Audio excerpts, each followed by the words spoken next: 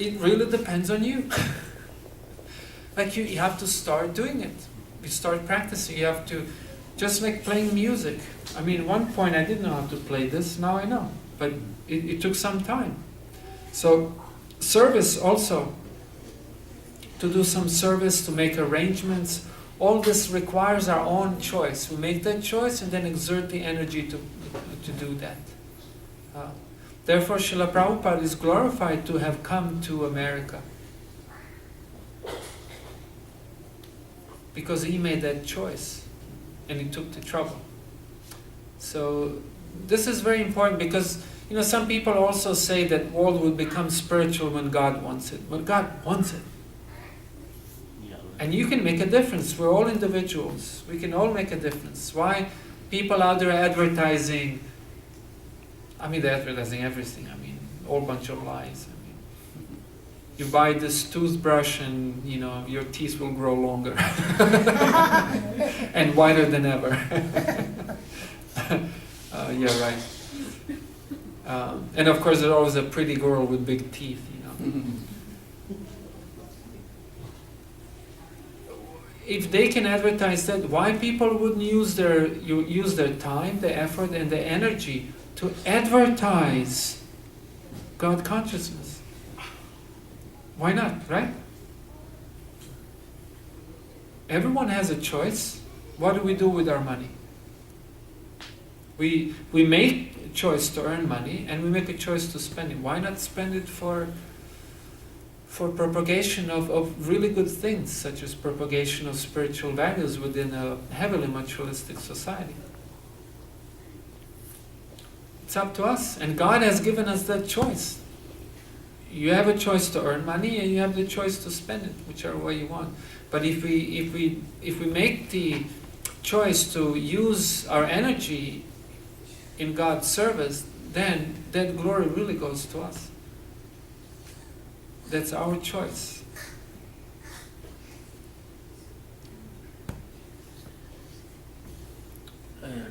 Yes. When you were talking about the rituals, so how do you distinguish? You know, I was reading one of the books by the Goswamis, and they say that there are 5 yajnas which every householder should do. And one of them is... No, they don't say should do, but traditionally would be done. Right. You see, okay, go ahead, sorry for interrupting. So that's what I'm doing. And one of them is deity worship, another one is, I think, like the rites for the departed, you know, every year, that is a part of tradition. And then some other 5 other Atithi Yajna, if somebody comes, you entertain them and all that.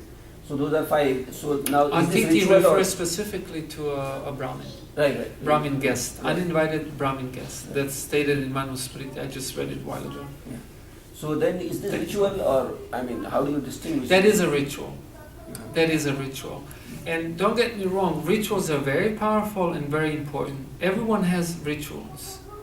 Like, for example, where the temple is in San Diego, just adjacent to the temple is a bar.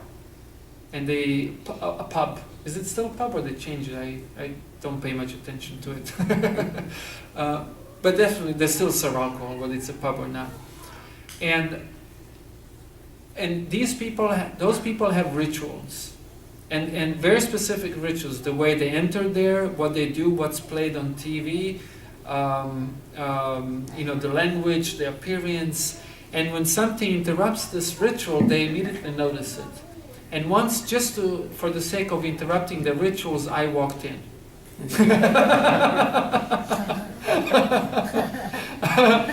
Dressed like this. It was like a pin drop silence.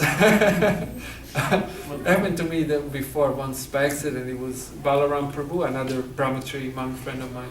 We were walking on the beach. We got lost. And then we found ourselves in the middle of, there's a very expensive resort there, very expensive. Unless you're, excuse my English, filthy rich, you don't go there. Like, you have to be fabulously rich to go to this place. Very, very expensive. And so, very fancy schmancy place. And we found ourselves there, you know. wearing flip-flops, these cheap cloths, with stains from the kitchen. Cheap flip-flops, $10 flip-flops. and just everyone just stopped. I was looking at, because we interrupted the ritual. So rituals are actually very important, because what rituals do, rituals preserve certain cultural values. And what is culture? Culture is a way of life of a group of people which supports, fortifies metaphysical idea, in other words, worldview. So culture is that which supports a particular worldview. So for example, Vaishnava culture is a sattvic culture, the mode of goodness culture. Why? Because it fortifies the theistic worldview. Right? If we all walked around naked, that would be more encouraging for sexual activity, right? Like sensuous activity, materialistic activity, getting satisfaction through the skin rather than through the soul, right? So therefore we clothe ourselves in respectable ways. Some shave heads as a sign of renunciation, and one thing less or fewer to take care of, right? Have not much to meditate on. Tilak, in India, different spiritual groups wear different tilak. Why? Because it helps you, reminds others of God, reminds you of what are you trying to be, and so on. So even Kanti Mala, there's so many saints in the history of Vaishnavas, and they did not wear Tulsi Mala, or actually wore no signs of a Vaishnava, and still they're very elevated. So all this is rituals, but rituals are very powerful. When I clothe myself like this, it helps me remember what I'm trying to accomplish, who I'm trying to be, and therefore helps me maintain purity, the goal in mind. So in this way, rituals are very powerful. Rituals are very powerful, but rituals without content are just annoyance. And this is something that has happened all over the world time and time and time again. And this is the downfall of Brahminical culture of India, where Brahminical class became very exploitative.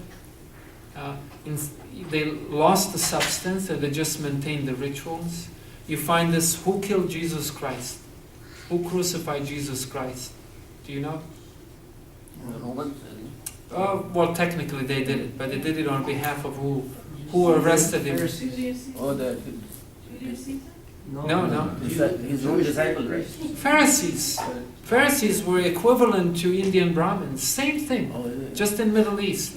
There were the priests, there were the temple priests, the scholars, those who study, and they're all into rituals. And Jesus Christ came and he purposefully ignored the rituals to teach the substance. Like for example, in Jewish tradition, which is a Christian tradition, there is one day a week when you don't do anything, which is called Sabbath, and then on that day you don't do anything. And strict Jews and Christians, they don't do anything on that day. But the point is that on those days, just like we have Ekadashi, right? On Ekadashi, we're supposed to reduce our physical, material, mundane activities and try to focus more spiritually. They have the same thing. So, but in due course of time, people lose track of what's the point of it. So all that stays with them is just a ritual. Like you don't do anything on that day, right? Watch TV. But then you watch TV, right? What's the point? So in Ekadashi, fasting, this, that, the other thing. The point is really to increase more spiritual activities and less maintenance of the body. So traditionally Vaishnavas don't shave on Ekadashi, right? And you try not to eat, because if you don't shave, you don't eat, you don't sleep, you don't go to the bathroom, you have, in a day you will have, just by not doing this, you will have 3 to 4 extra hours.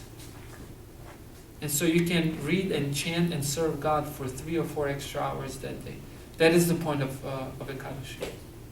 So Sabbath is the same day. And so Jesus Christ, someone approached him in horrible pain, being, I don't know, whatever the disease was. And he healed this person on Sabbath, right? And these priests, he was working on this day, and he was, and things like this. But really, what bothered them was that unlike them, he had God consciousness in his heart, and he was teaching this, and this was displacing these Pharisees, equivalent of Indian Brahmins. You have the same thing in India.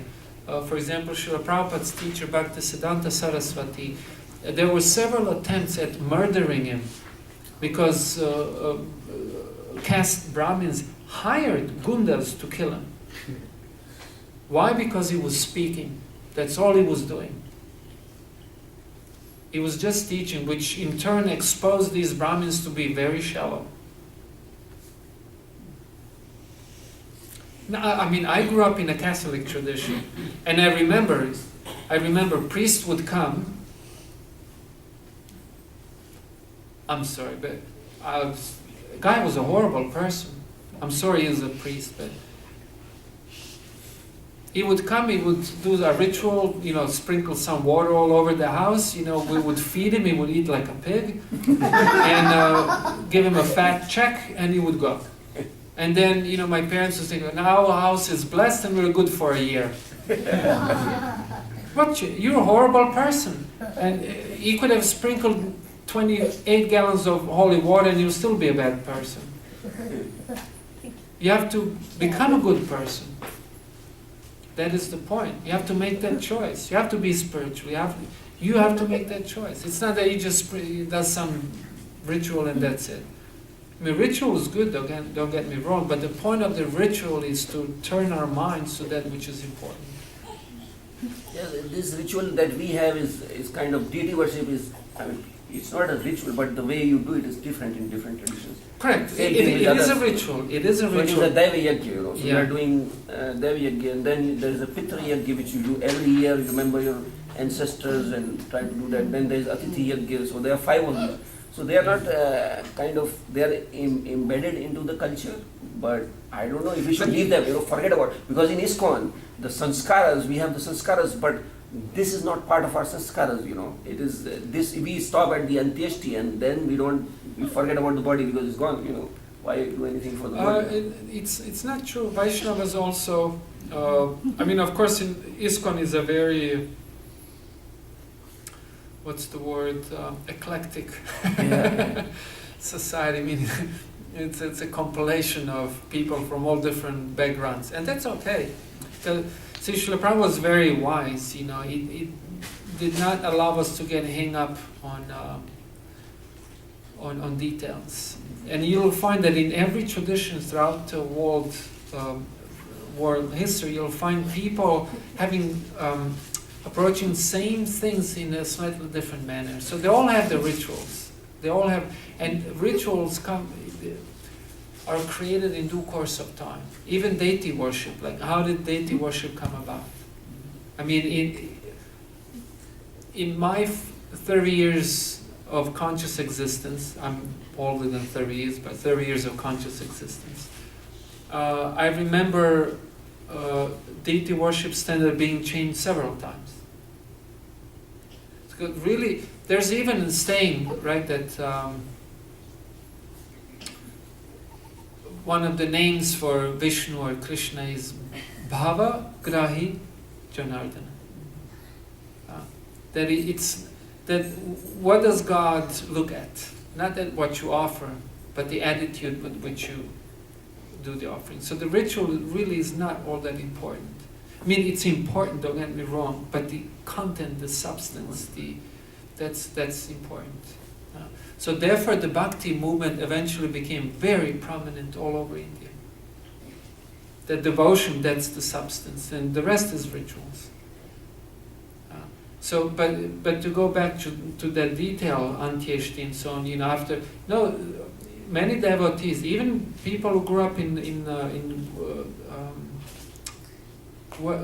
Western civilization, so to speak, or in the Christian tradition, when they become devotees, they often perform Vaishnava form of modern contemporary form of Vaishnava Sharada, where they prepare some bhoga, offer it to Krishna, and then they make a little festival, invite sadhus over, holy people, and then they feed the prasadam to these people, and then they feed the remnants they offer the remnants to the picture of the deceased.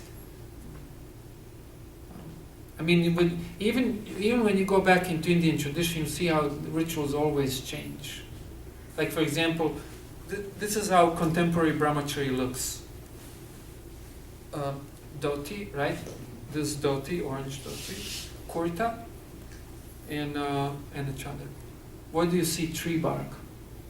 Or where do you see deer skin? But in one point in history, brahmachari was walking around just in deer skin. Maybe we should go back. It's very practical. Last night we slept under a tree. A deer skin would have come handy. We had a mat. Well, really? On the way here? Oh, I do that all the time. I know in modern culture that's considered insanity, but in pre-industrial world, travelers, especially renunciates, they would travel on foot through nature and sleep under trees. Just really nice. I was offered a hotel room, but we refused. We thought it's nicer under a tree. Was that recorded?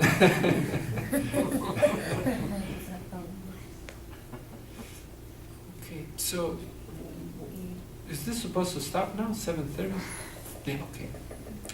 Okay, thank you. Hare Krishna.